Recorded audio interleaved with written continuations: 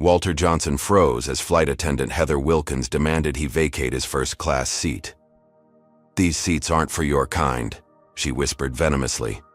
Little did she know, as the plane rumbled to a stop mid-takeoff, that the captain's salute would only be the beginning of her downfall.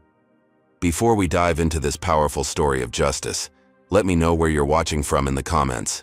If this kind of disrespect makes your blood boil, hit that like button right now and subscribe to see more stories about unsung heroes finally getting the respect they deserve. Now let's get into what happened next. Walter Johnson had promised himself he would never set foot on an aircraft again. At 72 years old, the decorated Vietnam War veteran still carried the weight of that helicopter crash from 1968. The screams of his friends burning alive haunted his dreams 5 decades later. He could still smell the aviation fuel and jungle foliage, still feel the crushing weight of the wreckage pinning his leg as he dragged 3 men to safety before the explosion. "Dad, please," his daughter Amelia had begged over the phone last month. "Brandon has worked so hard for this. Graduating with honors from the Air Force Academy means everything to him." Walter rubbed his arthritic knee, the one that had never quite healed right after the crash. "I can drive," he insisted. 26 hours isn't too much. I'll stop overnight." "You're 72, Dad.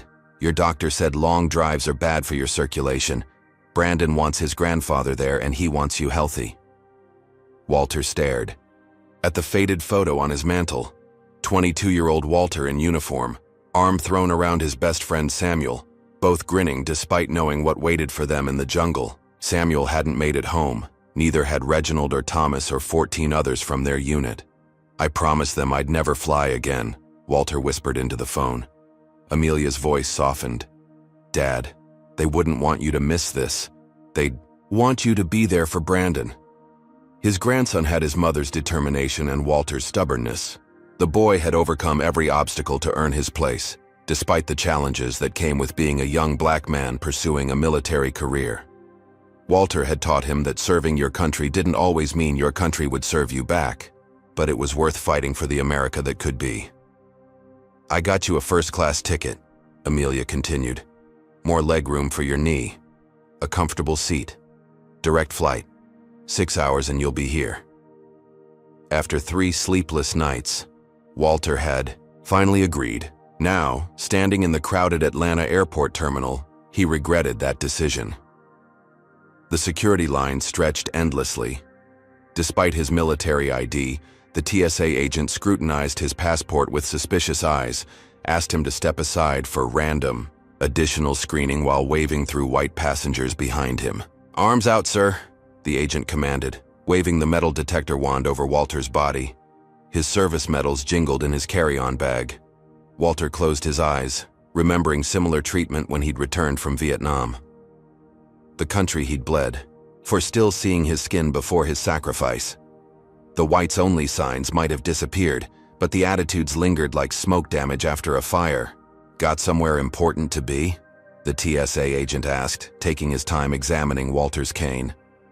"My grandson's graduation," Walter replied simply. "Air Force." Something flickered in the agent's eyes. Surprise, perhaps. He handed back the cane, without comment. Walter limped toward his gate, clutching his boarding pass. Gate A23. First class. Seat 3A. A gift he'd never asked for but appreciated more than his daughter knew. His arthritic knee throbbed with every step. The painkillers he'd taken earlier barely took the edge off. At the gate, Walter found a quiet corner seat and closed his eyes, performing the ritual that had gotten him through countless dangerous missions. He breathed deeply, picturing Brandon's face. The boy's smile, so like his grandmother's, his determination, his future. For Brandon, he could face this fear. For Brandon, he could board that metal tube and trust it to carry him safely through the sky. "Now boarding our first-class passengers for Transcontinental Airlines Flight 247 to Colorado Springs," the gate agent announced. Walter gripped his cane and boarding pass, said a silent prayer to Samuel and all the others who never made it home, and stepped forward. For Brandon, he would fly again after 40 years with his feet planted firmly on the ground. The jetway stretched before him like the mouth of some mechanical beast. Each step forward tightened the vise around his chest. By the time he reached the aircraft door, sweat beaded on his forehead despite the air conditioning. "Welcome aboard," the flight attendant greeted, her smile dimming slightly as she took in Walter's appearance. His suit was well worn, but dignified, a relic from his days as a high school history teacher before retirement. Walter nodded politely and stepped into the cabin. First class, 12 spacious seats, 10 already occupied by businessmen in expensive suits, a woman typing furiously on a MacBook, and an older white couple who looked up briefly as he entered. Seat 3A, window seat, left side. Walter checked his boarding pass twice before carefully stowing his small bag in the overhead compartment. His movements were methodical, deliberate, masking the trembling in his hands. As he lowered himself into the plush seat, a flash of memory hit him. The helicopter seat had been canvas, utilitarian, nothing like this luxury. Yet the confined space triggered the same panic. Walter closed his eyes and breathed deeply, focusing on the soft leather beneath his fingers. Different texture, different time, different purpose. "Excuse me," came a female voice. Walter opened his eyes to find a middle-aged white woman in a business suit standing in the aisle. "I believe I'm in 3B. "Ma'am." Walter nodded, making no move to stand. His knee needed time between transitions. The woman, Claire Donovan, hesitated before taking her seat beside him. Walter noticed how she shifted slightly toward the aisle, creating an invisible barrier between them. He'd seen it countless times before. The subtle body language of discomfort.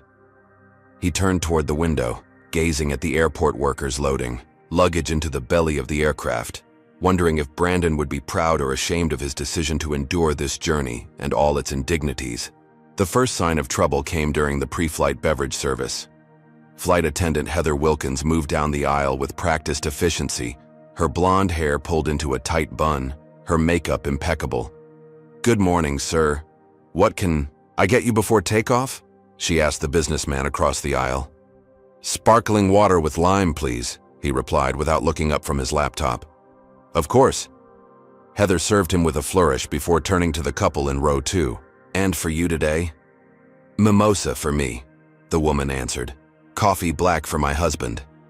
Heather worked her way through the cabin, offering drinks to each passenger. When she reached Claire Donovan in 3B, she smiled warmly. "What can I get for you, ma'am?"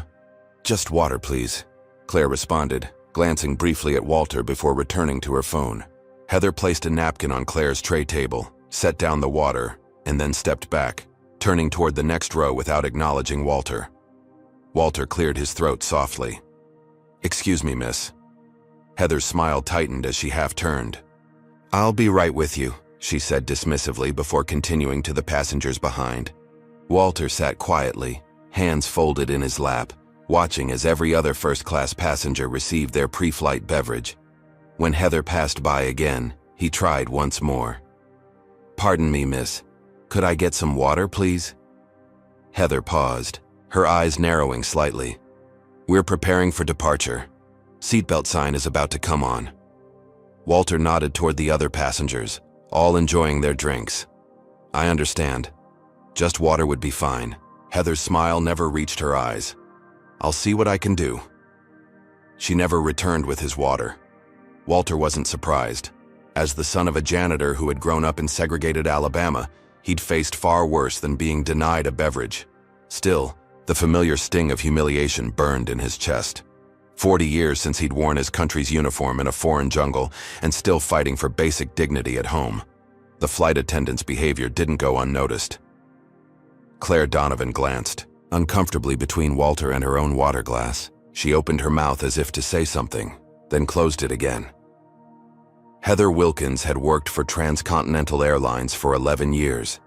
The daughter of a regional vice president for a competing airline, she'd grown up in the affluent suburbs of Connecticut, attending private schools before a brief stint at a liberal arts college. Her father's connections had secured her position despite mediocre training scores. Over the years, 5 formal complaints had been filed against her for discriminatory behavior. All had been quietly dismissed, thanks to her friendship with the Airlines regional manager Richard Keller. They played tennis together at the same country club. His daughter babysat for her kids. Ladies and gentlemen, we're preparing for departure.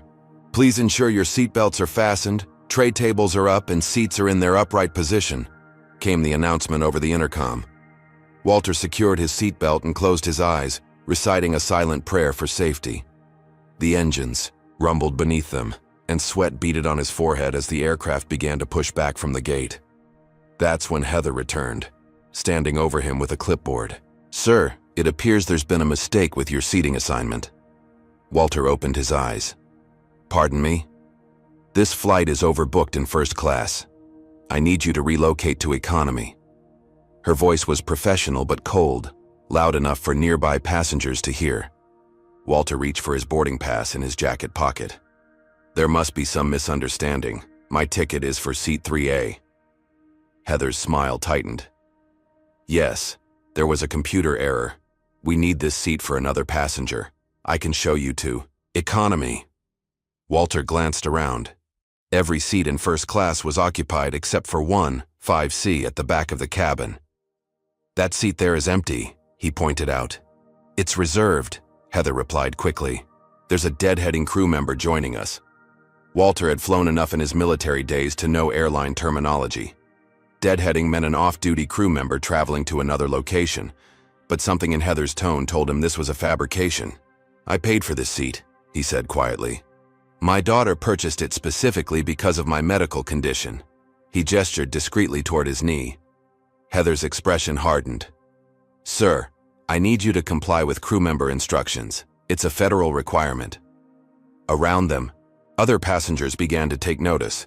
Some studiously looked away, uncomfortable with the confrontation. Others watched with open curiosity. "Is there a problem here?" Claire Donovan asked, finally finding her voice. "No problem," Heather replied sharply. "Just a seating adjustment." Walter felt 40 pairs of eyes on him. The familiar weight of judgment, the pressure to comply, to not make a scene. The same pressure he'd felt at lunch counters and bus stations and job interviews throughout his life.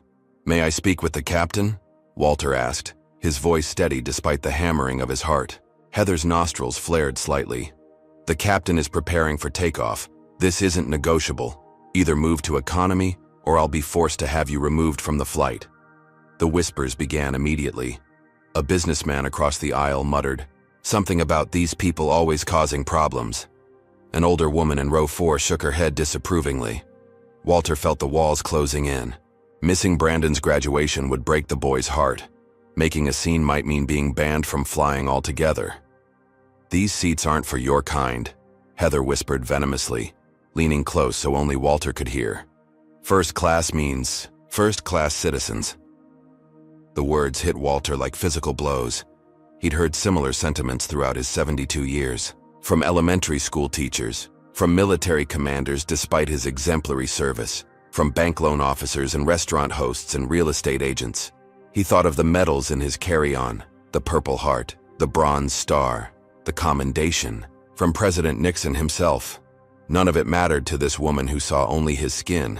"You need to move now," Heather insisted, her voice rising, "or I'll have security escort you off."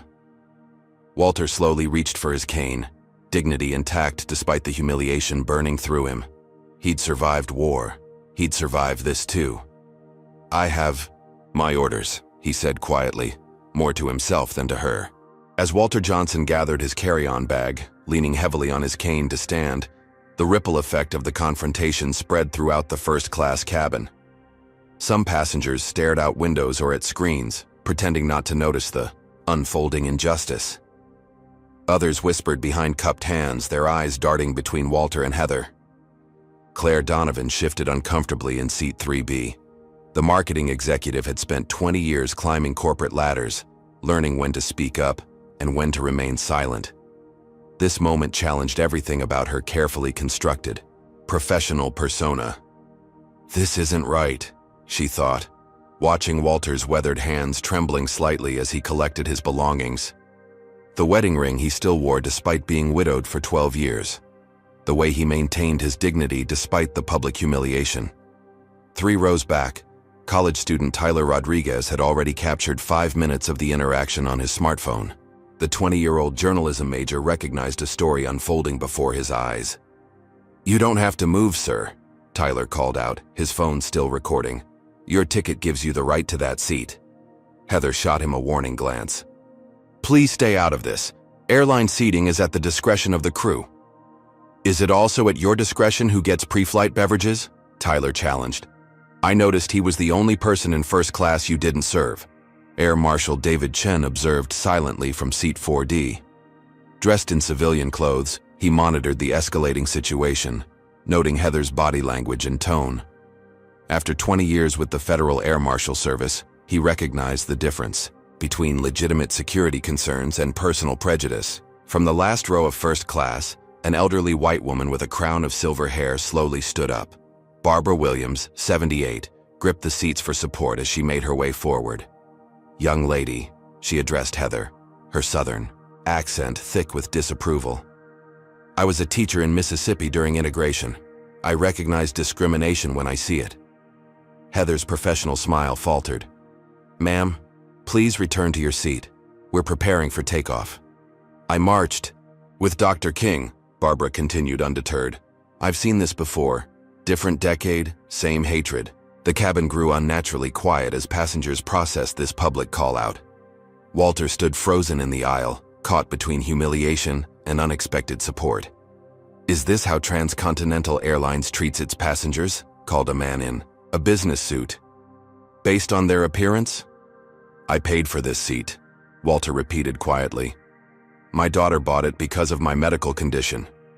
He gestured toward his injured knee, a souvenir from his service. "Sir, you need to move now," Heather insisted, her voice rising with frustration. "We can't delay takeoff." Walter took a painful step toward the economy section, the weight of decades of similar indignities pressing down on his shoulders. He thought of a diner in Alabama, 1969. Just back from Vietnam, still in uniform, medals displayed proudly on his chest. The owner had refused to serve him, had called the police when Walter pointed out the "We Serve Military Personnel" sign in the window. "Not your kind of military," the owner had said. Now, 53 years later, the same scene played out at 30,000 feet. "Wait," Claire Donovan finally spoke up, unable to remain silent any longer. "This is wrong. He has a valid ticket for this seat." "It's a computer error," Heather insisted, her cheeks flushing. "Show me," Claire challenged. "Show me the manifestee. That says he doesn't belong in this seat." Heather's mouth tightened into a thin line. "That's confidential airline information." Tyler Rodriguez continued filming, narrating quietly into his phone. Transcontinental Airlines flight attendant, attempting to remove elderly black veteran from his paid first-class seat. Multiple witnesses now intervening. With trembling hands, he uploaded the first video clip to social media, tagging the airline, veterans groups, and civil rights organizations. Within minutes, the view count climbed. 1,000, 5,000, 10,000. The aircraft continued taxiing toward the runway, the engines growing louder as the confrontation escalated. Heather reached for the cabin phone, her voice tight with controlled anger. "I need security to meet this flight upon return to gate. Passenger refusing crew instructions in first class." "That's a lie," Barbara Williams called out. "We all see. What's happening here?" Walter stood silently in the aisle, caught in a situation spiraling beyond his control. He'd faced artillery fire with less anxiety than this public spectacle. His knee throbbed painfully, and the memories of similar confrontations throughout his life flashed through his mind. The plane continued its inexorable movement toward the runway. The moment for security intervention passed. Walter remained, standing, unsure whether to return to his seat or accept the humiliation and move to economy. Heather pointed toward the back of the plane. "Sir, take any available seat in economy, now." The aircraft joined the takeoff queue, second in line. In moments, they would be hurtling down the runway, and Walter would be forced to stand through acceleration or hurriedly take whatever seat was available, his dignity in tatters either way. Are you as furious as I am watching this scene unfold? Comment number 1 if you believe Heather should be fired immediately for this blatant discrimination. Comment number 2 if you think the other passengers should have stood up sooner. Hit that like button if you're proud of Tyler for documenting this injustice and Barbara for speaking up. Subscribe to see more stories about everyday heroes standing against discrimination. But what happens when the pilot discovers what's happening in the cabin? And how is the revelation about to change everything? Keep watching to find out. In the cockpit of Flight 247, First Officer Michael Peterson frowned as he completed the pre-takeoff checklist. Through the partially open cockpit door, he had noticed unusual movement in the first-class cabin. "Something's going on back there," he mentioned to Captain James Richardson, a 30-year veteran with Transcontinental Airlines. Captain Richardson, focused on communications with the tower, barely glanced up. "Probably late boarding. Weather system moving in. Tower wants us. Airborne in the next 10 minutes. At 60 years old, James Richardson had seen nearly everything during his career. Beginning as a military pilot before transitioning to commercial aviation, he prided himself on punctuality and professionalism. His close-cropped salt and pepper, hair and commanding presence earned him respect from crew and passengers alike. "Runway 29er clear for takeoff," came the controller's voice through their headsets. "Roger that. Transcontinental 247 beginning takeoff roll," Richardson responded, easing the throttle forward. In the main cabin, Flight attendant Sophia Cruz watched the confrontation with growing discomfort. Unlike Heather, who worked exclusively in first class, Sophia rotated throughout the aircraft. 28 years old and only 2 years into her career with Transcontinental, she feared challenging her senior colleague. "Heather," Sophia whispered urgently, approaching as the plane began to move faster. "The gentleman needs to be seated for takeoff." Heather turned, irritation flashing across her face. He refused his reassignment. "But there was no reassignment in the system," Sophia replied, confused. "I checked the manifest. Seat 3A belongs to Walter Johnson." "Stay out of this," Heather hissed. "Handle the main cabin." The aircraft accelerated, forcing Walter to grab a seat back for stability. His arthritic knee nearly buckled as the plane gathered speed. At the same moment, Air Marshal Chen decided the situation warranted intervention. He rose smoothly from his seat, badge already in hand. "Sir," he addressed Walter, "please return to your assigned seat immediately for safety." Then, turning to Heather, "Flight attendant, we'll address any seating discrepancies after reaching cruising altitude." Heather's eyes widened at the sight of the federal badge. "You don't understand. There's a security concern." "The only security concern I see is a passenger being forced to stand during takeoff," Chen interrupted. "That violates federal safety regulations." The aircraft continued accelerating down the runway, approaching 100 knots. Walter carefully lowered himself back into seat 3A, his face a mask of controlled emotion. In the rear of first class, Sophia Cruz made a decision that would change the trajectory of her career. She lifted the cabin phone and dialed the cockpit. "Captain, this is Sophia in main cabin," she said quietly. "We have a situation in first class involving passenger discrimination. Flight attendant Wilkins attempted to remove an elderly black veteran from his assigned seat without cause." Captain Richardson, focused on the critical takeoff sequence, registered only fragments of this information. "Handle it at cruise," he replied automatically, eyes on his instruments. "Sir," Sophia continued, her voice shaking. "The passenger's name is Walter Johnson. He's a Vietnam veteran traveling to his grandson's Air Force graduation." Something about the name triggered a memory in James Richardson's mind. Walter Johnson. The name echoed from decades past, from another life, from the jungle. "Repeat that," he demanded even as the aircraft reached rotation speed. "Walter Johnson, sir, seat 3A."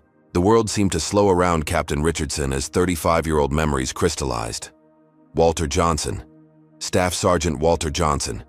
The man who had pulled him from burning helicopter wreckage in 1968, who had carried him 3 miles through enemy territory with a shattered leg of his own. The man who had saved 14 lives that day, including his own.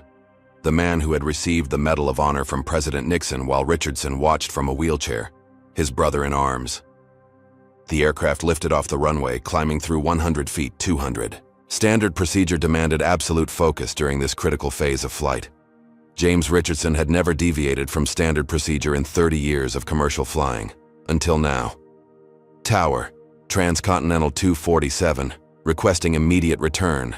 To taxiway due to cabin emergency, he announced, his decision already made.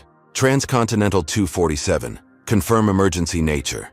The controller responded, surprise evident in his voice. Potential security situation requiring ground intervention, Richardson replied, using terminology that would trigger immediate response.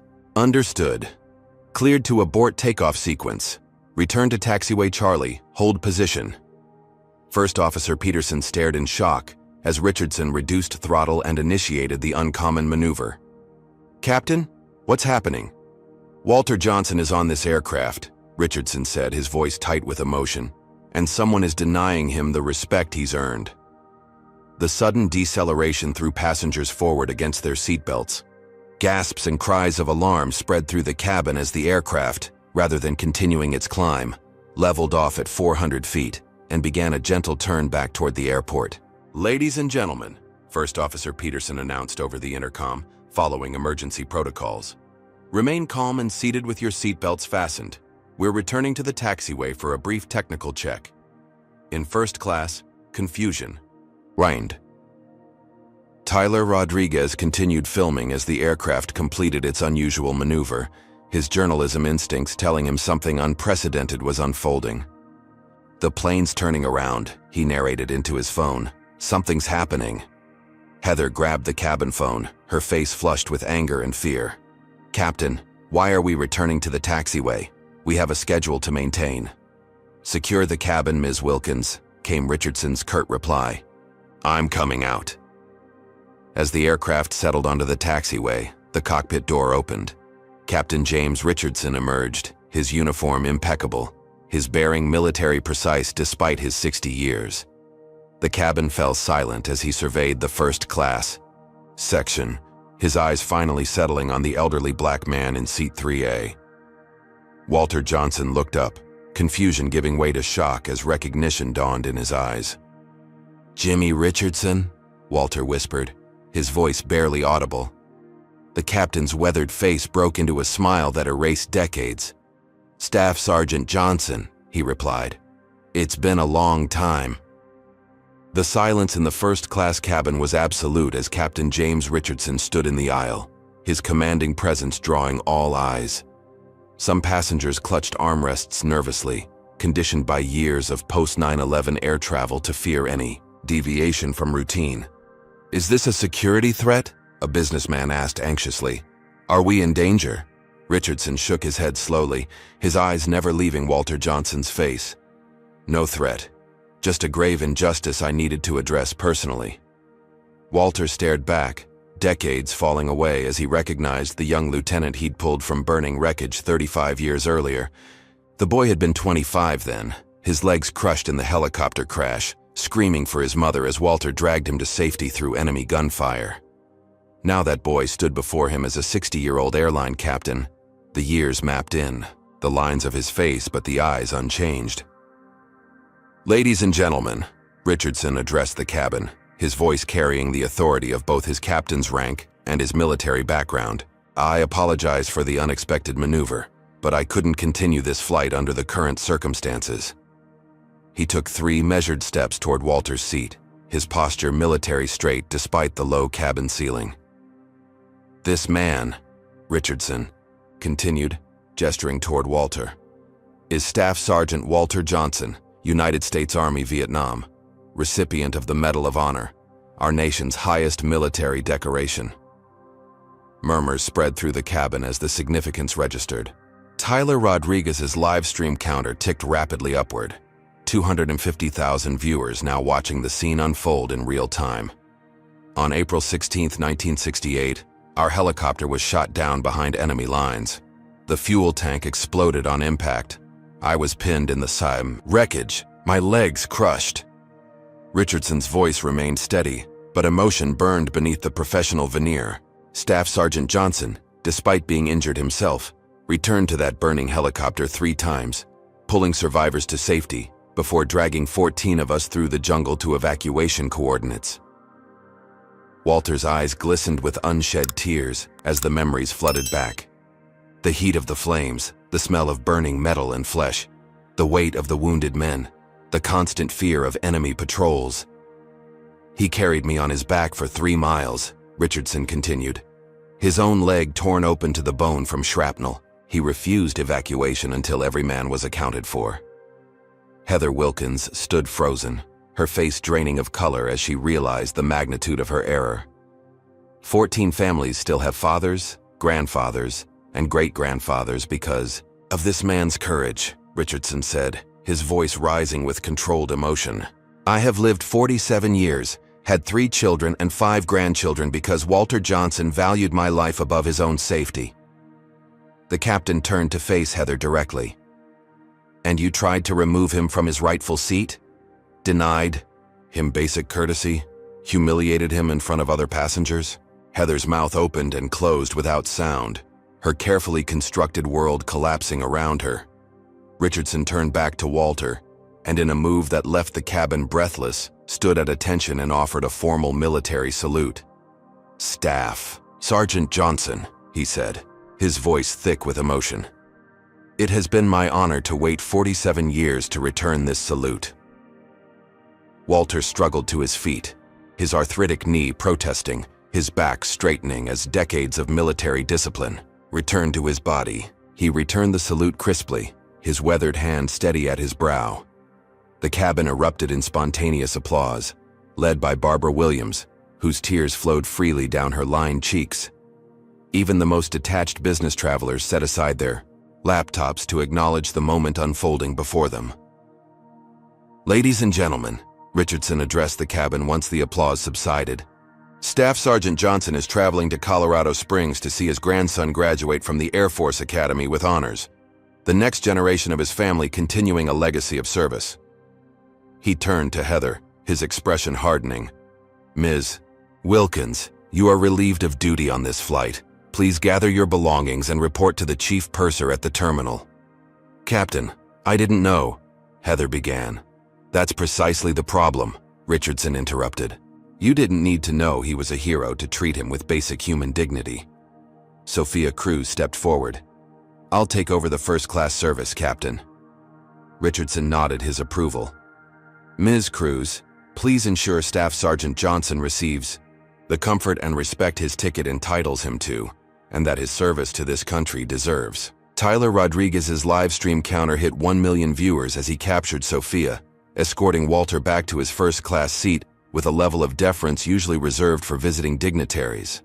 Claire Donovan wiped tears from her cheeks. Sir, she addressed Walter, I'm ashamed I didn't speak up sooner. My silence made me complicit. I hope you can forgive me. Walter settled back into his seat, the dignity that had momentarily been stripped from him restored and amplified. Nothing to forgive, young lady. We all have our moments to choose courage. Barbara Williams made her way forward, her arthritic hands trembling with emotion. During the Freedom Rides in '61, I learned that speaking up isn't enough if you wait too long, but it's never too late to stand on the right side. Walter smiled at the elderly white woman, recognizing a fellow traveler on the long road toward justice. Progress comes one person at a time, one moment at a time. The passengers who had studiously ignored the initial confrontation now couldn't look away from Walter. The businessman who had muttered complaints earlier approached hesitantly. Sir, I served in Desert Storm, he said quietly. It was because of men like you that we were treated with respect when we returned. I failed to offer you the same consideration. Please accept my apology. As Sophia served Walter the first-class meal he'd paid for, Captain Richardson returned to the cockpit to prepare for their delayed departure. Before closing the door, he turned back to the cabin. This American hero flies first class on my plane, he announced, or we don't fly at all. The cabin erupted in applause once more as Walter Johnson sat in his rightful seat, his eyes glistening with emotion, his hands steady on the armrests as the aircraft prepared for its second attempt at takeoff. While Flight 247 taxied back toward the runway for its second takeoff attempt, The video of Walter Johnson's humiliation and vindication blazed across the internet like wildfire. Tyler Rodriguez's livestream had captured everything, from Heather's initial discrimination to Captain Richardson's dramatic intervention and salute. In the executive offices of Transcontinental Airlines headquarters in Dallas, emergency notifications buzzed on multiple devices simultaneously. CEO Victoria Hamilton was midway through a quarterly board meeting when her chief of communications burst through the door, face ashen. "We have a situation," he announced without preamble, turning his tablet to display Tyler's viral video, already at 3 million views and climbing exponentially. Victoria, a 54-year-old former Air Force pilot herself, watched 30 seconds of the clip before rising to her feet. "Meeting adjourned," she announced to the startled board members. "This takes priority." Within minutes, Victoria had assembled her crisis management team in the executive conference room. The video played on the large screen as executives watched in horrified silence. "That's a Medal of Honor recipient," Victoria said through clenched teeth when the video ended. "Being denied service and humiliated on one of our aircraft. The captain violated protocol by returning to the taxiway," the chief of operations pointed out. Victoria fixed him with an icy stare. "Captain Richardson is the only person in this scenario who acted with integrity. I want him commended, not reprimanded." She turned to her communications director. "Draft a statement immediately, full apology, zero excuses. Announce Heather Wilkins's termination and a comprehensive review of our diversity training protocols." Back at Atlanta International Airport, airport police were already waiting at gate A23 when Flight 247 returned to the terminal. They weren't there for Walter Johnson, however. "Ms. Wilkins," the lead officer said as Heather exited the jetway, escorted by airport staff. "We need to speak with you regarding a potential civil rights violation." Heather's face crumpled as she spotted the news vans already gathering outside the terminal windows. "This is a misunderstanding," she insisted. "I was following company policy about upgraded passengers." "The company has no such policy," said a stern-faced Transcontinental Airlines regional director who had rushed to the scene. "And we've received your termination paperwork directly from the CEO." Inside the terminal, Walter Johnson's phone rang incessantly. His daughter Amelia had seen the video and was frantically trying to reach him. "Dad!" she cried, when he finally answered. "Are you okay? It's all over the news." "I'm fine, baby girl," Walter assured her, his voice steady despite the emotional turbulence of the past hour. "Just a misunderstanding that got cleared up." "Misunderstanding?" Amelia's voice rose in indignation. "That woman tried to humiliate you because of your race. And Captain Richardson, is it really the same James Richardson you saved in Vietnam?" "One and the same," Walter confirmed, watching through the terminal window as Richardson spoke with airline officials gesturing emphatically. "Still standing up for what's right after all these years."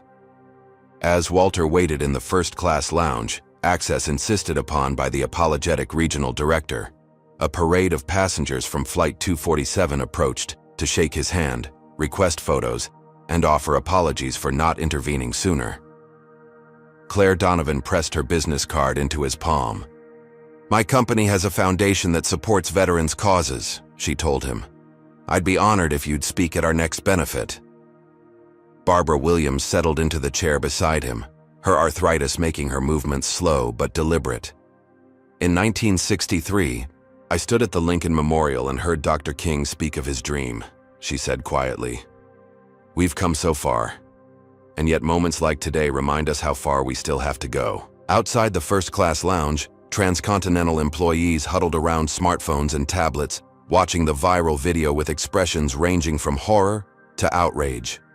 Sophia Cruz found herself surrounded by colleagues praising her courage in alerting the captain. "I was just doing what's right," she insisted, uncomfortable with the attention. "You risked your job," another flight attendant pointed out. "Heather's family has connections. Her father is VP at Continental Express." "Some things matter more than job security," Sophia replied, her voice steady with conviction. Meanwhile, the internet did what it does best. It investigated. Within hours, former passengers and colleagues began sharing their own experiences with Heather Wilkins.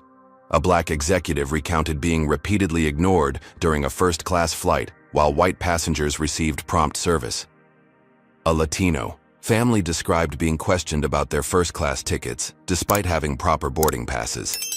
Each new story added fuel to the firestorm engulfing transcontinental airlines. Victoria Hamilton, watching the situation deteriorate by the minute, made an unprecedented decision. "Prepare the corporate jet," she instructed her assistant. "I'm flying to Atlanta immediately." Captain Richardson, having declined the airline's offer to replace him on Flight 247, stood firm in his decision to continue piloting the flight to Colorado Springs. "My passengers trust me to get them to their destination," he stated simply, "and Staff Sergeant Johnson's grandson is expecting him at graduation tomorrow." Walter, seated in the lounge watching the commotion unfold around him, considered quietly. Booking a different flight to avoid further attention.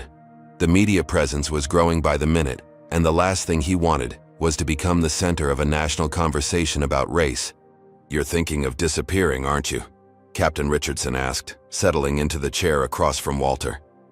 After 47 years, he could still read his former staff sergeant's expression. Walter smiled ruefully. "You know me too."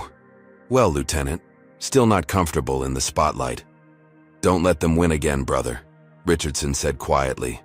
"Not after all these years. Your grandson deserves to see you arrive with honor, not skulking in through the back door because some bigot tried to put you in your place." Walter considered his old friend's words, turning his gaze to the terminal where Heather Wilkins was being escorted to a private security office, her face hidden behind large sunglasses, despite being indoors. Before Walter could respond, the lounge door opened to admit a striking woman in her 50s, wearing an impeccable suit and a Transcontinental Airlines executive badge. "Staff Sergeant Johnson," Victoria Hamilton said, approaching with her hand extended. "I'm Victoria Hamilton, CEO of Transcontinental. I served 20 years in the Air Force before joining the private sector. It is my profound honor to meet you, and my deepest shame that you were treated so disrespectfully on one of our aircraft." Walter accepted her handshake, noting the firmness of her grip and the sincerity in her eyes. "I've come personally to apologize on behalf of the entire company," Victoria continued. "What happened today represents the actions of one individual, not our values.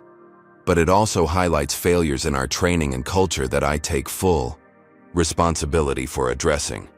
As Victoria spoke with Walter, Heather Wilkins sat in a security office, her attorney father on speakerphone. "This is outrageous," Harold Wilkins fumed. "They can't fire you over a simple misunderstanding. I'll have the airline in court by morning." "Dad," Heather interrupted, her voice hollow. "There's video. Millions of people have seen it." "So what? You were enforcing company policy about appropriate first-class attire and behavior. We'll countersue for defamation." Heather stared at her reflection in the office window, barely recognizing the person she had become. "He has a Medal of Honor, Dad. I tried to make him give up his seat because of his race." "Never admit that," Harold shouted, through the phone. "We'll say it was about his clothing, his behavior, anything but race. I know people who can make this go away." As Harold Wilkins plotted his daughter's defense, unaware that her body-worn microphone had captured her "These seats aren't for your kind" comment clearly on Tyler's video, Walter Johnson and James Richardson prepared to reboard Flight 247, now 3 hours behind schedule. Victoria Hamilton walked them to the gate personally, a phalanx of airline executives in her wake. "Your flight has been fully refunded," she informed Walter, "and we'd like to offer you lifetime first-class travel on any transcontinental route." Walter shook his head gently. "Ms. Hamilton, I appreciate the gesture, but I didn't do what I did in Vietnam for rewards, and I don't want special treatment now because of what happened today. Just treat everyone with the same respect and dignity, regardless of what they look like or where they come from." Victoria nodded, understanding the wisdom in his words. "Then consider it a standing invitation, Mr. Johnson. Available whenever you choose to accept it." As Walter and James walked down the jetway together, their shared history bridging nearly 5 decades, Walter realized that the ripples from today's confrontation would spread far beyond this flight, or even this airline. Some changes take a lifetime. Some take a moment of courage. Sometimes, The most powerful statement is simply claiming the seat you've rightfully earned and refusing to be moved. Have you ever witnessed discrimination but been afraid to speak up? Comment number 1. If you've been in Claire's position, wanting to help but hesitating. Comment number 2 if you've been brave like Tyler and Barbara, standing up despite the risks. Like this video if you believe Captain Richardson's actions show what true leadership looks like. Subscribe to see more stories of everyday heroes changing the world, one courageous act at a time. But what happens when Walter finally arrives at his grandson's graduation? And how will the media storm transform his quiet life? Keep watching to find out. Flight 247 cruised at 35,000 feet, its journey delayed but finally underway. In the cockpit, Captain James Richardson maintained his professional focus despite the emotional turbulence of the past few hours. First Officer Peterson occasionally glanced at his captain with newfound respect, having witnessed his stand against injustice. "You risked your career back there," Peterson commented during a quiet moment. Richardson adjusted a control with practiced precision. "Some things matter more than careers. I waited 47 years to repay a debt I owe that man. I'd have given up more than a job to do it." In the first-class cabin, Walter Johnson sat in his rightful seat, the center of a transformed atmosphere. Sophia Cruz attended to his needs, with a level of service that bordered on reverence, ensuring his water glass never emptied, offering extra pillows for his arthritic knee, checking frequently for his comfort. Claire Donovan, in seat 3B, had abandoned all pretense of working on her laptop. Instead, she engaged Walter in conversation, listening intently as he shared stories of his years as a history teacher after leaving military service. "I taught American history for 30 years, Walter explained. "Tried to help young people understand both the promise of our founding documents and how often we've failed to live up to those ideals." "Did your students know about your Medal of Honor?" Claire asked. Walter smiled softly. "I never mentioned it. Didn't want them thinking history was only about battles and medals. Wanted them to understand that ordinary people shape history through daily choices about justice and dignity." Tyler Rodriguez, having been upgraded to first class at the insistence of the airline's regional director, continued documenting the journey. His initial video had surpassed 20 million views within 3 hours, spawning thousands of reaction videos, commentary pieces, and news segments. "Mr. Johnson," he said, approaching Walter's seat cautiously. "CNN, MSNBC, and Fox News have all reached out through my social channels. They want to interview you when we land." Walter shook his head. "This isn't about me, son. It's about something bigger." "That's exactly why people need to hear from you," Tyler countered respectfully. "You've lived through so much history. Your perspective matters." While Flight 247 traversed the country, the media landscape below erupted in a feeding frenzy. Cable news networks ran the footage on continuous loops. Commentators debated the broader implications for race relations, veterans affairs, and corporate responsibility.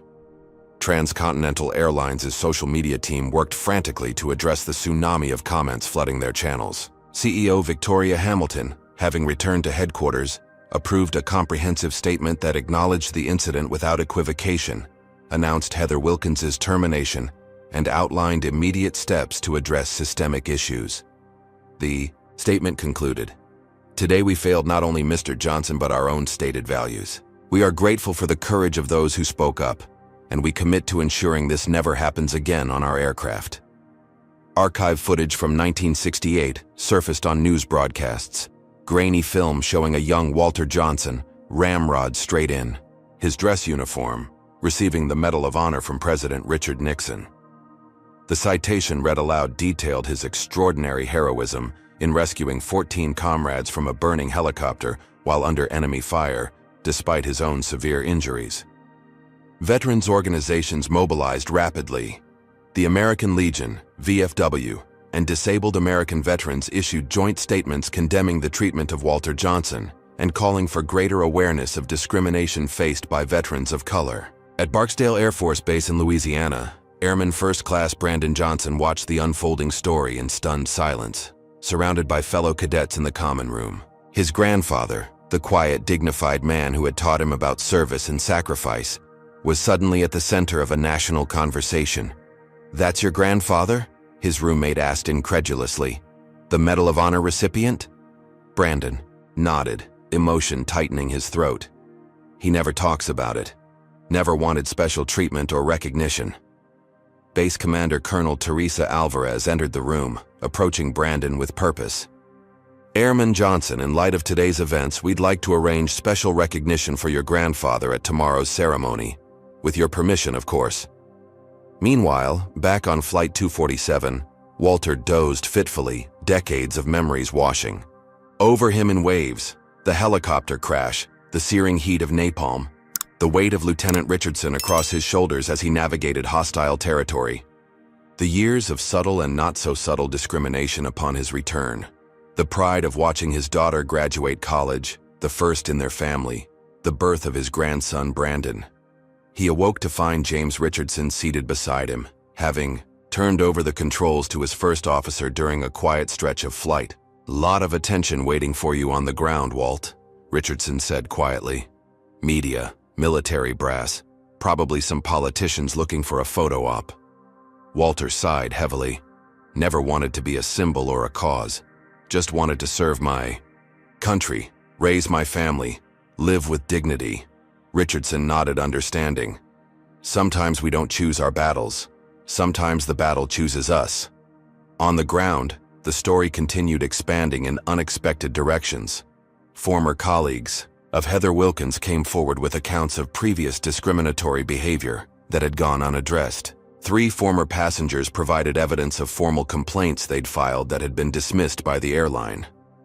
Heather herself had retreated to her father's Connecticut estate, surrounded by family and legal advisors. Harold Wilkins, a powerful figure in aviation circles, had already begun calling in favors to manage his daughter's crisis. "We'll position you as the victim here," he insisted, pacing the marble floors of his study. "Cancelled by the woke mob. Trial by social media." But even Harold Wilkins' considerable influence couldn't stem the tide of public opinion. The clear video evidence, Walter Johnson's impeccable record, and Captain Richardson's dramatic intervention created a perfect storm that swept away attempts at misdirection. Transcontinental Airlines' stock price dropped 11% by market close, prompting emergency board discussions about additional response measures. Victoria Hamilton proposed comprehensive anti-discrimination training for all customer-facing staff with specific modules addressing unconscious bias and the dignity of military veterans. "This isn't just a PR problem," she argued forcefully. "It's a moral failing we need to address systemically." As Flight 247 began its descent into Colorado Springs, Walter gazed out the window at the Rocky Mountains rising majestically in the distance. He had fought for this country, bled for it, devoted his life to teaching its history to young people. And now, in his 8th decade, he found himself at the center of another chapter in America's long, painful journey toward fulfilling its founding promise. Sophia Cruz approached with a satellite phone. "Mr. Johnson, your daughter Amelia is calling. She says it's urgent." Walter accepted the phone with a nod of thanks. "Amelia, everything okay, sweetheart?" His daughter's voice crackled through the connection. "Dad, you need to be prepared. There's a huge crowd waiting at the airport. News vans, military personnel, hundreds of veterans. Someone organized an impromptu honor guard." Walter closed, his eyes overwhelmed by the thought. "I just want to see Brandon graduate, baby girl. Don't want to be a spectacle." "I know, Dad," Amelia replied softly. "But maybe this isn't just about you. Maybe it's about all the other Walter Johnsons who never got their moment of recognition. Maybe it's about Brandon and his generation seeing that sometimes justice does prevail." As the aircraft touched down in Colorado Springs, Walter looked out the window to see exactly what Amelia had described. Hundreds of people lining the tarmac, many in military uniforms, others holding signs of support. American flags fluttered in the mountain breeze. "Ladies and gentlemen," Captain Richardson announced over the intercom as the aircraft taxied toward the gate. "It has been my profound honor to fly with true American hero, Staff Sergeant Walter Johnson today. As we prepare to deplane, I ask that you allow Mr. Johnson to exit first, accompanied by our crew." The passengers burst into spontaneous applause that continued unabated as Walter, leaning on his cane but walking tall, made his way toward the aircraft door. Sometimes dignity delayed is not dignity denied. Sometimes justice arrives late, but arrives nonetheless. Sometimes a seat on an airplane becomes a symbol of something much larger than first-class comfort. It becomes a stand for human dignity itself. The jetway at Colorado Springs Airport had never witnessed anything like the procession that emerged from Flight 247. Walter Johnson walked slowly but proudly, his arthritic knee stiff after the flight, despite the comfort of first class. Captain James Richardson accompanied him in full uniform, matching his pace to Walter's measured steps. Behind them followed Sophia Cruz and the entire flight crew, their professional composure softened by the emotion of the moment. As Walter emerged into the terminal, the waiting crowd erupted in applause and cheers. Veterans in uniform spanning conflicts from Vietnam to Afghanistan stood at attention, rendering crisp salutes. Civilians pressed forward, smartphones raised, to capture the moment for distant friends and social media feeds. "Mr. Johnson! Mr. Johnson!" reporters called from behind hastily established barriers.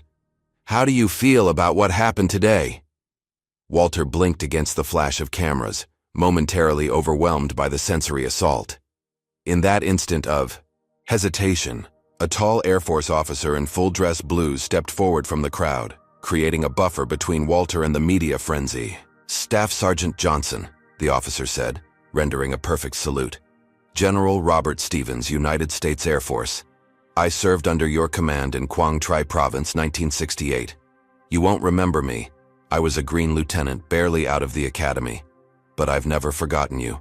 Walter returned the salute automatically, military training overriding his surprise. "General Stevens, it's been a long time. 54 years, 2 months, and 17 days, Stevens replied with a smile. "And I still remember you telling me, Lieutenant, fear is fine as long as it doesn't stop you from doing what needs doing." Before Walter could respond, the crowd parted to reveal his daughter Amelia running toward him, tears streaming down her face. Behind her walked a young man in Air Force dress blues, Brandon Johnson, Walter's grandson, his face a mirror of emotions, pride, love, and barely contained anger at what his grandfather had endured. "Grandpa," Brandon said, embracing Walter, carefully. At 22, he stood 6 inches taller than his grandfather, but the family resemblance was unmistakable in the set of their jaws and the steady intelligence in their eyes. "They gave me special permission to leave the academy grounds when we heard what happened," Brandon explained. "The commandant himself authorized it." Walter cupped his grandson's face with weathered hands. "All this fuss for an old man who just wanted to attend your graduation." "You've never been just an old man, Grandpa," Brandon replied fiercely. "You're the reason I wear this uniform. The reason I understand what service really means." As the Johnson family reunion unfolded, the Heathrow terminal grew even more crowded. Commercial flights continued operations around the media event, creating a surreal juxtaposition of ordinary travel routines against the extraordinary scene unfolding near Gate C-12. Victoria Hamilton, CEO of Transcontinental Airlines, approached with a small delegation of corporate executives. Her expression was solemn but determined as she faced not just Walter Johnson, but the assembled media. "Mr. Johnson," she began, her voice carrying clearly despite the background noise. "On behalf of Transcontinental Airlines, I want to publicly apologize for the inexcusable treatment you received today. There is no justification for what happened, and we take full responsibility." She paused, making eye contact with the bank of news cameras before continuing. "Effective immediately, Transcontinental Airlines is implementing mandatory anti-discrimination training for all employees, creating a Veterans Advisory Council to guide our policies, and establishing a zero-tolerance policy for discriminatory behavior of any kind." Victoria then presented Walter with an envelope. "This isn't compensation, Mr. Johnson, because what happened to you can't be compensated with material offerings. But we hope you'll accept this lifetime first-class pass for you and your family members as a small token of our respect for your service, both to our country and to this ongoing conversation about dignity and equality." Walter accepted the envelope with a gracious nod, understanding the symbolic importance of the moment even as he felt uncomfortable with the attention. Throughout his life, He had navigated a society that simultaneously praised his military service while questioning his humanity based on his skin color. This public acknowledgement of that contradiction felt both overdue and overwhelming. Meanwhile, in a lavish Connecticut estate, Harold Wilkins slammed down his phone after watching the live coverage. They're crucifying Heather in the media. This has gone beyond a simple employee termination. His wife Caroline peered over designer reading glasses. What did you expect, Harold? The video is damning. There's no spinning this. Harold paced the marble floors of their home theater, where multiple screens displayed different news channels all covering the same story. I've called in every favor I have. Put pressure on board members, advertisers, even that pilot Richardson's union rep. Nothing's working. In the adjacent room, Heather sat alone, scrolling through her social media feeds with growing horror. Former colleagues sharing stories of her past behavior, passengers recounting similar experiences on other flights, college acquaintances recalling racist comments she'd made years ago.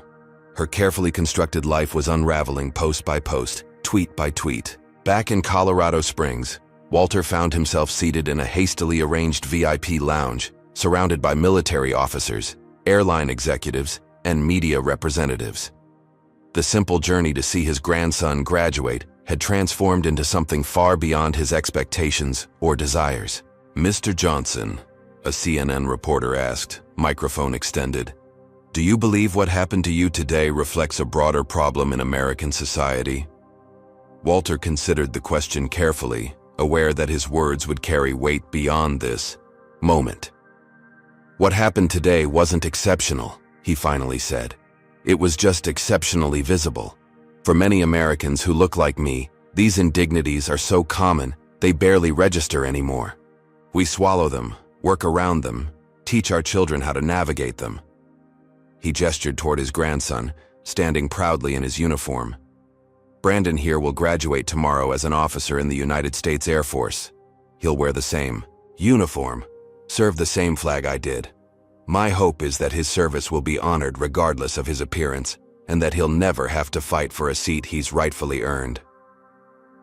As Walter spoke, Captain Richardson stood quietly to the side, watching his old friend with undisguised admiration. In the decades since Vietnam, Richardson had built a comfortable life, respected career, suburban home, grandchildren who never questioned their place in society. Walter's journey had been different, marked by barriers and challenges that Richardson had never faced despite their shared military experience. "Captain Richardson," called out an MSNBC reporter, "you potentially risked your career today. What made you take such a dramatic stand?" Richardson stepped forward, his captain's uniform, still crisp despite the long day. "When I was 25 years old, Walter Johnson carried me through enemy territory for 3 miles with a shattered leg of his own. He didn't stop to consider the color of my skin or whether I deserved saving. He just did what was right at great personal cost." He paused, emotion momentarily overwhelming his professional demeanor. 47 years later, the least I could do was stop a plane to ensure he received the dignity he's earned 1,000 times over. As the impromptu press conference continued, Tyler Rodriguez stood in the background, still documenting the unfolding story. His original video had now exceeded 50 million views, and job offers from major media outlets filled his inbox. What had begun as a simple act of witness had transformed his life trajectory overnight. Sophia Cruz found herself similarly elevated, receiving praise from colleagues and being interviewed by Spanish-language networks about her role in alerting the captain. "I just did what I hope anyone would do," she repeated, uncomfortable with being labeled a hero for what felt like basic human decency. By evening, the story had dominated news cycles for nearly 12 hours.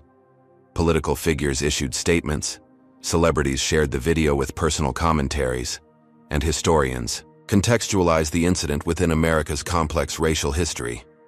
For Walter Johnson, however, the focus remained much narrower. As the media circus finally wound down, he sat quietly with his daughter and grandson in Amelia's modest hotel room, sharing a simple meal and preparing for tomorrow's graduation ceremony. "I'm sorry you had to go through that, Grandpa," Brandon said softly. "If I'd been there."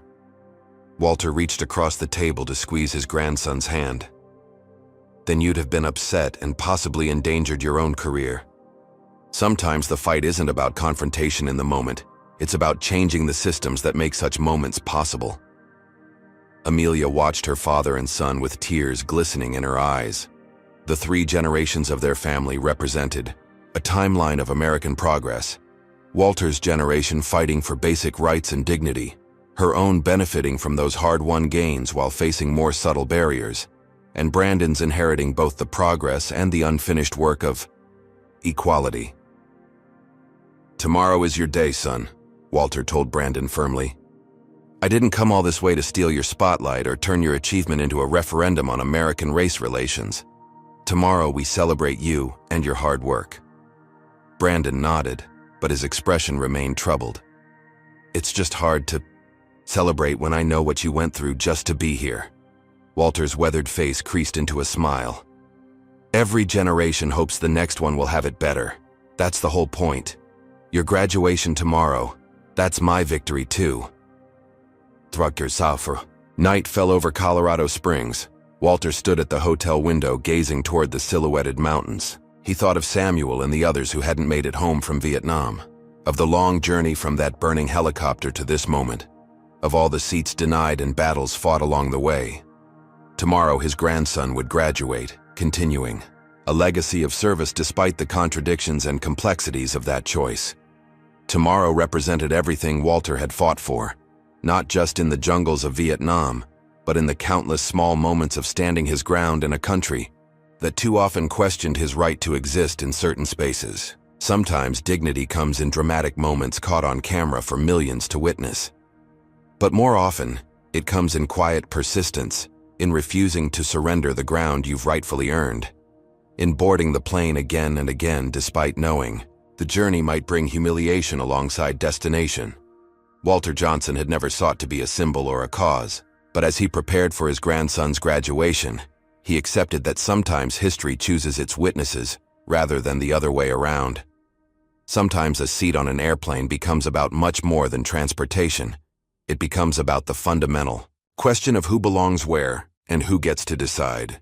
6 months after the incident on Flight 247, Walter Johnson adjusted his tie in the mirror of his Washington, D.C. hotel room. At 72, he had never expected to become a regular visitor to the nation's capital, yet here he was preparing for his 4th congressional testimony. "You ready for this, Dad?" Amelia asked, handing him the typed statement he would deliver to the House Committee on Veterans Affairs. Walter nodded, folding the paper carefully into his inside jacket pocket. "Never thought I'd be advocating for legislation at my age. Always figured my fighting days were behind me." The Respect for Veterans Act had gained surprising bipartisan support in a typically divided Congress. The bill would strengthen protections against discrimination for service members and veterans, establish enhanced training requirements for transportation and hospitality industries, and create a streamlined reporting system for veterans experiencing discrimination. Walter's unexpected role as the face of this legislation had transformed his quiet retirement into something entirely different. The viral video of his humiliation and vindication on that flight had resonated far beyond the immediate news cycle, becoming a catalyst for a broader conversation about the intersection of race and military service in America. As Walter and Amelia rode the taxi toward Capitol Hill, his phone buzzed with a text message from Captain James Richardson. "Standing with you today, brother. In person and in spirit." The months since the incident had forged a renewed bond between the two Vietnam veterans. Richardson had taken early retirement from Transcontinental Airlines, using his separation package to help establish the Johnson-Richardson Foundation for Veterans Dignity, a nonprofit organization providing advocacy and support for veterans facing discrimination. "Captain Richardson is meeting us at the hearing?" Amelia asked, noticing her father's smile as he read the message. "Says he wouldn't miss it," Walter confirmed. "That man gave up a 30-year career to stand up for what's right." "He says you gave him a second chance at life in Vietnam," Amelia reminded him gently. "I'd say you're even now." The hearing room was already packed when they arrived. Representatives from veterans organizations filled the front rows. Behind them sat airline industry executives, including Victoria Hamilton, who had made Transcontinental Airlines a leader in inclusive practices following the incident. In the 6 months since that fateful flight, Victoria had overseen a complete transformation of the company's training protocols, hiring practices, and corporate culture. The airline now featured Walter's story prominently in its employee orientation, using the incident not as a cautionary tale, but as a launching point for meaningful discussion about implicit bias and dignity. Walter took his seat at the witness table, arranging his statement and water glass with methodical precision. As a history teacher for 30 years, he had always been comfortable speaking to classrooms of teenagers, but the national spotlight remained an unfamiliar and uncomfortable place. "The committee will come to order," announced Chairwoman Representative Eleanor Washington, gaveling the session to begin. "Today we continue our hearings on H.R. 4237, the Respect for Veterans Act, with testimony from Staff Sergeant Walter Johnson, United States Army retired, Medal of Honor recipient." Walter leaned toward the microphone. "Thank you, Madam Chairwoman. I'm honored to be here today, though I never sought nor expected this role." As Walter delivered his measured, thoughtful testimony about the discrimination he and other veterans of color had faced throughout their lives, the committee members listened with rare bipartisan attention. His words carried the weight of lived experience and the moral authority of one who had sacrificed for his country, only to be denied full citizenship in practice, if not in law. "The uniform I wore in Vietnam didn't shield me from discrimination when I returned home," Walter explained. "And 47 years later, the medals I earned didn't prevent me from being humiliated on that flight. This legislation isn't about special treatment. It's about ensuring that the respect we show for military service isn't conditioned on the race, gender, or background of the person who served." In the audience, James Richardson nodded in silent agreement. His own journey since the incident had involved considerable reflection on the privileges he had enjoyed throughout his life and career, privileges that his friend and savior Walter had been denied despite equal or greater service to their country. After the hearing concluded, Walter found himself surrounded by reporters and supporters in the hallway outside. Among them stood a face he didn't immediately recognize, a woman in her early 40s with a hesitant expression. "Mr. Johnson," she said quietly when the crowd had thinned. "My name is Heather Wilkins." Walter stilled, studying the woman who had triggered the most publicized humiliation and subsequent vindication of his life. The 6 months since their encounter had clearly taken a toll. The polished, confident flight attendant had been replaced by someone whose eyes carried the weight of consequences. "Ms. Wilkins," Walter acknowledged with a slight nod, "this is unexpected." Heather twisted her hands nervously. "I've wanted to apologize to you personally for months, but my lawyers advised against it during the litigation with the airline." Following her termination, Heather's powerful family had indeed threatened lawsuits against transcontinental airlines, but the clear video evidence and public backlash had ultimately made such action untenable. Instead, Heather had faced her own journey of consequences: unemployment, public condemnation, and a profound reassessment of her values and behavior. "I've been working with a veterans organization in Connecticut," she continued when Walter didn't immediately respond. "Part of my community service requirement, but it's become much more than that. I've been learning about the experiences of veterans of color, listening to stories like yours." Walter regarded her thoughtfully. In his 30 years as a teacher, he had learned to recognize genuine growth versus performative contrition. Something in Heather's demeanor suggested the former. "The hardest lesson I've learned," Walter finally said, "is that justice isn't about punishment. It's about restoration and growth. I hope you're finding your way toward both." Heather blinked rapidly, against unexpected tears. "I don't deserve your graciousness, Mr. Johnson." "Deserving has nothing to do with it," Walter replied simply. "We're all works in progress." Later that evening, Walter attended a small dinner hosted by the Johnson-Richardson Foundation. Among the guests was Tyler Rodriguez, whose split-second decision to document the incident had launched his career as a documentary filmmaker.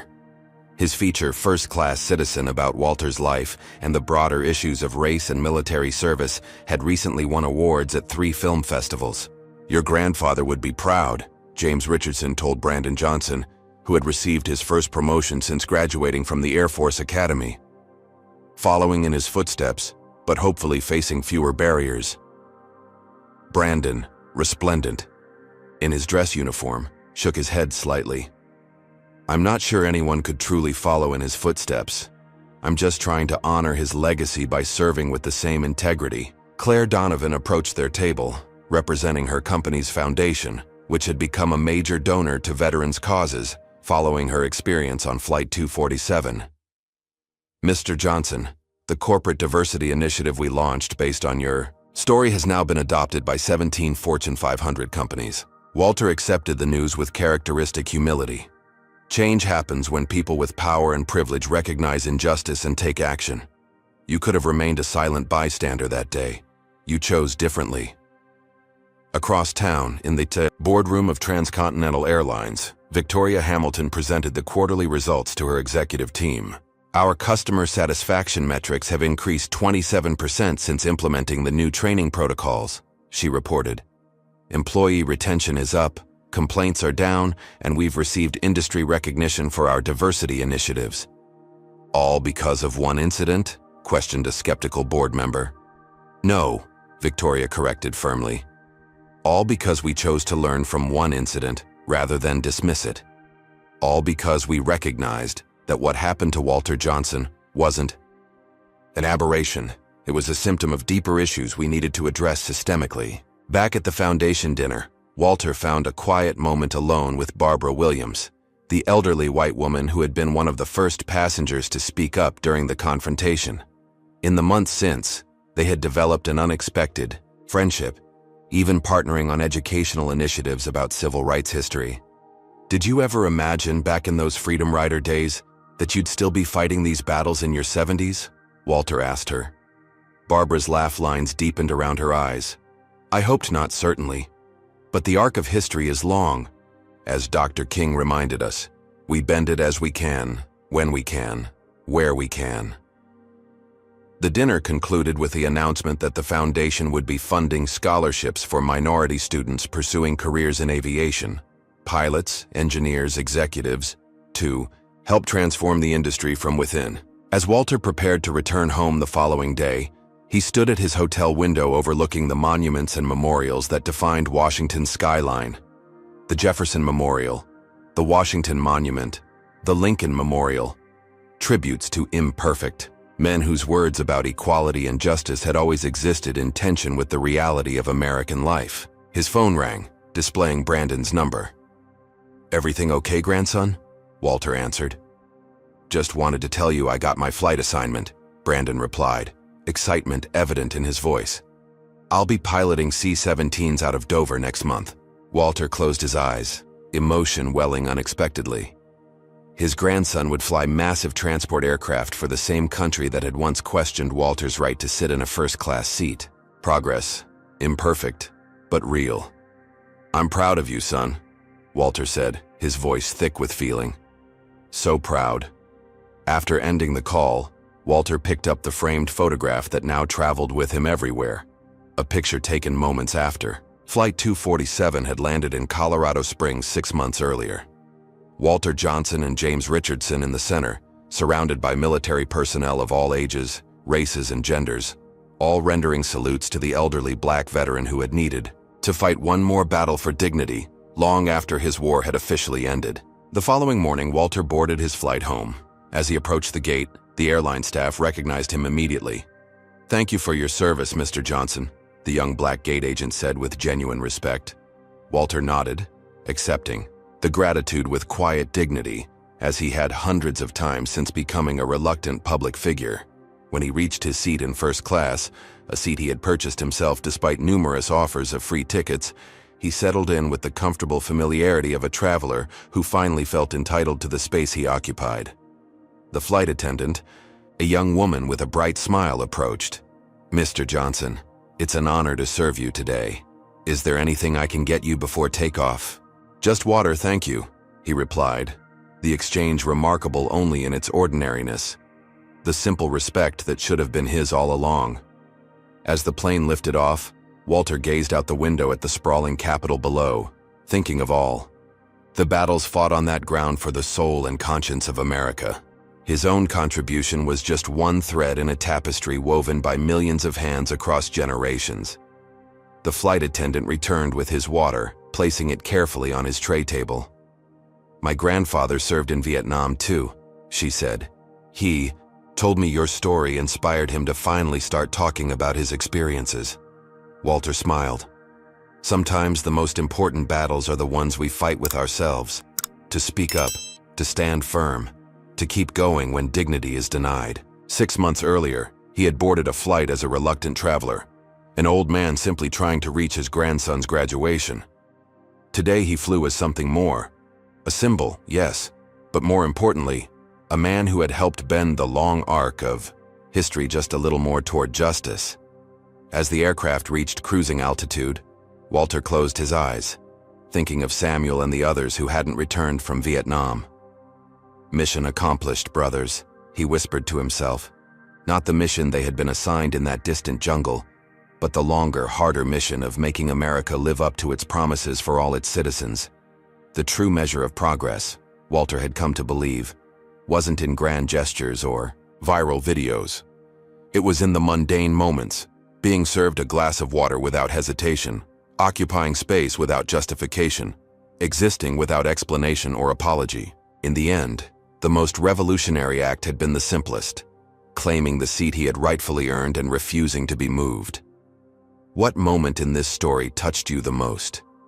Was it Walter's quiet dignity, Captain Richardson's courageous stand, or perhaps the unexpected transformations of characters like Claire and Heather? Comment below to share your thoughts. If you believe more stories about everyday heroes standing up against discrimination need to be told, please like and subscribe to our channel. Share this video with someone who needs to hear that one person's courage can create lasting change. Thank you for joining us for this journey, and remember, sometimes the most powerful thing you can do is simply refuse to move from your rightful place in the world. Walter Johnson's journey teaches us that dignity cannot be surrendered, even when facing blatant discrimination. His story reminds us that justice often requires both personal courage and collective action. While Walter maintained his composure, it took Tyler's documentation, Barbara's outspoken support, and Captain Richardson's dramatic intervention to transform a moment of injustice into accountability. The story illustrates how racism persists in subtle and overt forms, despite decades of progress. Walter's military service, even his Medal of Honor, didn't shield him from humiliation based solely on his appearance. Yet the aftermath demonstrates how confronting discrimination can lead to meaningful systemic change. Perhaps most powerful is the revelation that everyone plays a role in either perpetuating or dismantling inequality. Claire's initial silence, Sophia's hesitant intervention, and Richardson's decisive action show the spectrum of responses available when witnessing injustice. The ripple effects, from corporate policy changes to legislative action, prove that individual moments of courage can transform institutions. Walter's final wisdom reminds us that true progress isn't measured in grand gestures, but in everyday dignity, being served without hesitation, occupying space without justification, existing without apology. Has a moment of discrimination or injustice ever unfolded before your eyes? What did you do or wish you had done? Share your experience in the comments below. If Walter's quiet dignity and unwavering resolve inspired you, give this video a thumbs up to help others find this important story. We all face moments where we must choose between comfortable silence and necessary action. Subscribe to our channel for more powerful stories of everyday heroes who stand against racism and discrimination, proving that one person's courage can create lasting change. Share this video with someone who needs to understand that sometimes the most revolutionary act is simply refusing to surrender your rightful place in the world. Thank you for joining us on this journey through Walter's story. And remember, dignity delayed is not dignity denied.